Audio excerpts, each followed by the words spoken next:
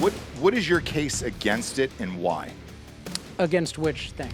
Of getting rid of fossil fuel altogether, because everybody wants to get off of oil and gas. Mm-hmm. That seems to be the big push. And right now, in particular, in our economy with the gas prices going up, it seems like the left has this big push of like, just go get an electric car. Well, no, it's not. It's not. You said it in like kind of an ephemeral way. They literally said that. No, I know they did. Like the press secretary literally said, "Hey, you fucking poor piece of shit, get out of my face with your emissions. Buy a car for $75,000, bitch." That isn't available yet.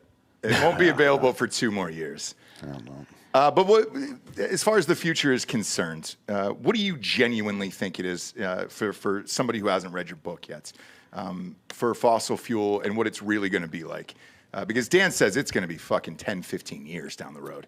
Which is going to be 10 or 15 years. Before electric cars are predominant. Oh, yeah, okay. And even then, the electricity still comes from somewhere. But we'll get.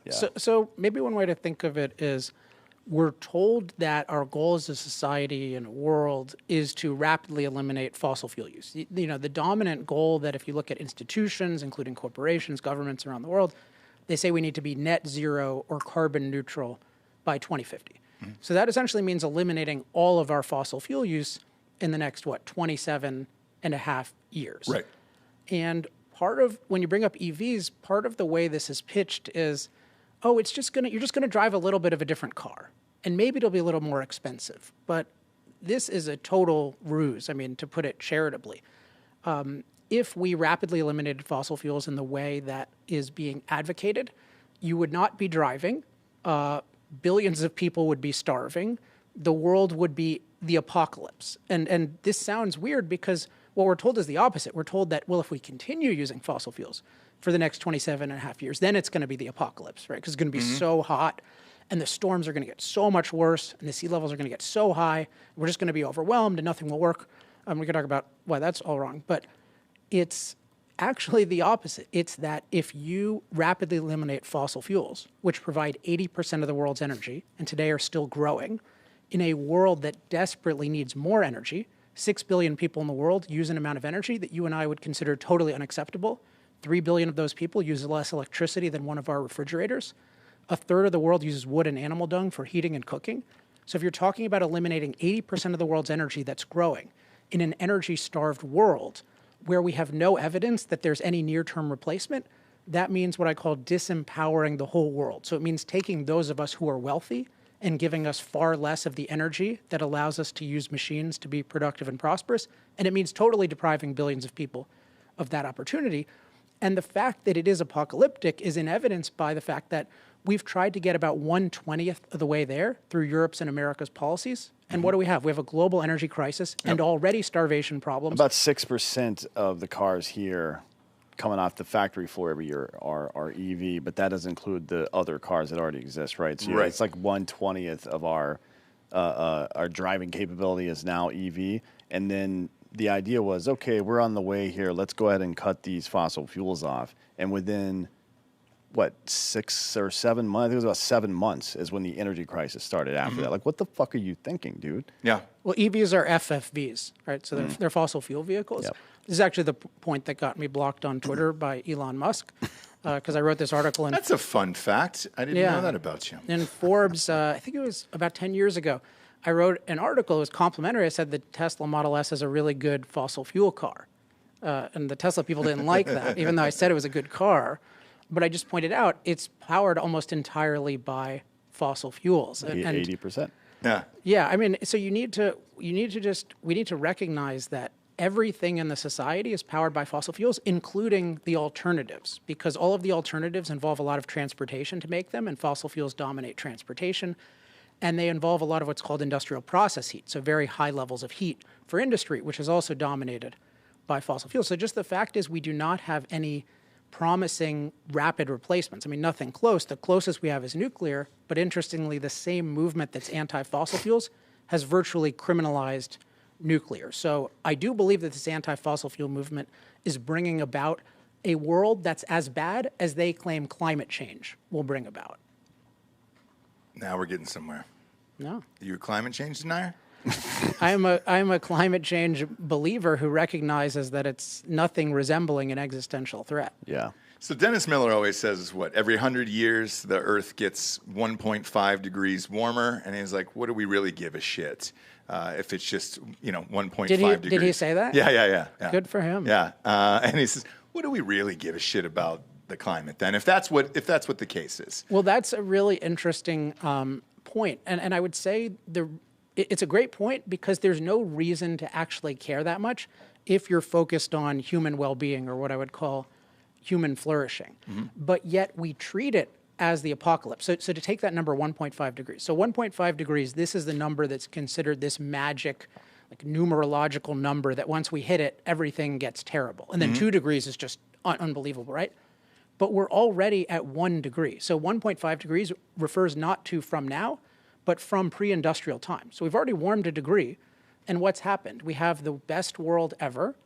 We've never had a more abundant world, a more safe world. And in particular, we've never had a world that's safer from climate disaster. This is very well documented that the rate of death from climate-related disasters has gone down 98% in the last 100 years as we've had this warming. And so what that shows, among other things, is that our ability to master climate is much more important than any change in climate. So when you have the ability to master climate, you can make almost any climate safe. And if you don't have that ability, every climate is hazardous. And so from a human perspective, 1.5 degrees or 0.5 degrees or 1 degree, like it's nothing resembling a catastrophe. And so what this points to is there's something going on with the way people view it morally. They think it's just wrong for us to change it. So it's not that the 1.5 degrees will be so bad for us, but they think it's wrong that we caused it. And as a philosopher, this is really the key premise of the book, which is that we need to decide, are you looking at this issue from a pro-human perspective, where you want things that are good for human life, or are you looking at it from the perspective that human impact is evil and should be eliminated at all costs? And I believe the way we're thinking about this issue believes that human impact is evil and should be eliminated at all costs. That's why we're willing to destroy the world to prevent 1.5 degrees warming. Right. Which is absolutely hilarious. Sort of. But it's not rooted in any kind of actual reality, though. That's the issue. Like, you can have a debate around stuff like that philosophically if it's rooted in some sort of reality, but that's absolute nonsense. Exactly, which is why I find it hilarious. And the only reason people believe it is because renewable energy companies have been spending billions of dollars in D.C. to have politicians say it for them. That's it.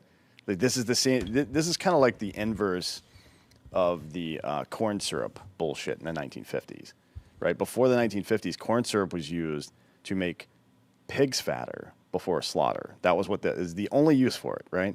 And all of a sudden, someone's like, "Hey, we can put this in food," and then the FDA, for example, is like, "Oh, you should start using FDA-approved corn syrup in your products." Yeah. Right? It's fucking bullshit. People think because the government says it, or because the Obama administration wastes money on Solyndra and all these stupid companies, that somehow validates the process. Like, no, man, they're just idiots wasting money on nonsense. Yeah, and you're in Texas for a jiu-jitsu tournament, I believe? I'm watching a jiu-jitsu tournament. I should say I'm not. I've done jiu-jitsu for 19 years, but I'm not good enough for people to pay money to watch me. Say you're competing. Nobody's going to check. Nobody's going to fact check that. Who gives a shit? Everything of mine gets fact checked. Oh, does it? Well, since we're in Texas, it was about 109 yesterday, right? As far as climate change is concerned, everybody's like, "Oh my God, you see, it's climate change. It's 109."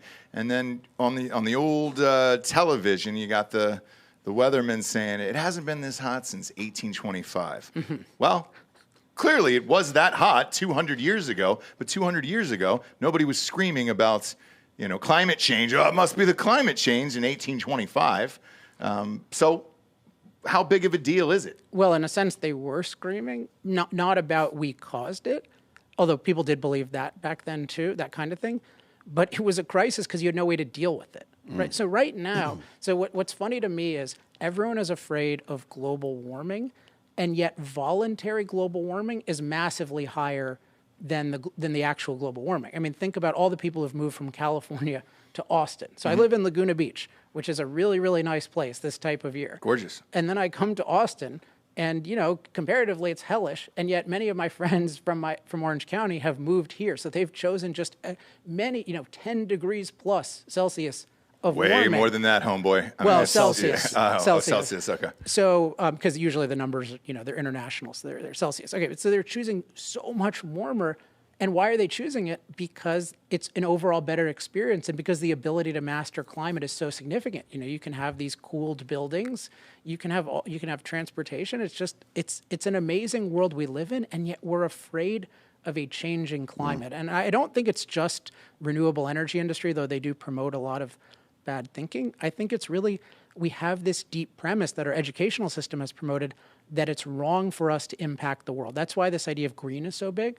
Just the idea we shouldn't be impacting Earth. And my basic premise is impacting Earth is really good as long as we do it intelligently. And that our impact generally makes the world a more abundant place and a more safe place. And we should aspire to impact the world more, including because it allows you to enjoy nature more. If you don't impact the world a lot, you sure as hell are not enjoying nature. And that's the position of 5 billion plus people. They're not going on vacations to enjoy nature. They're living in abject poverty.